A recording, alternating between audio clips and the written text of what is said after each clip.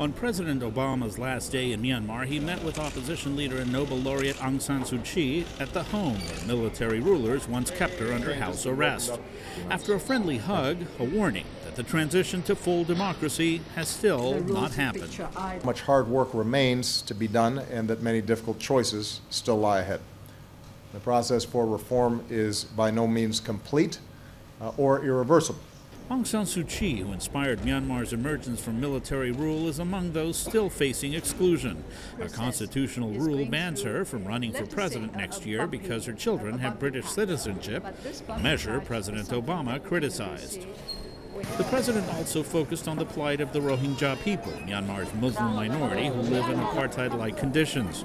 Clashes with members of the Buddhist majority have displaced thousands. We are paying attention to how religious minorities are treated in this country. The Rohingya issue is a touchy one for Myanmar's Buddhists, many of whom consider the Muslims foreigners.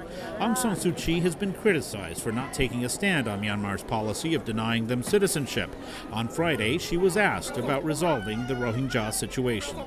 If you ask, how do we propose to resolve all these problems of violence between communities, between different ethnic groups, we've got to start with rule of law. This was President Obama's second visit to Myanmar. His first was in 2012, 2 years after elections marked the end of military rule that spanned a half-century.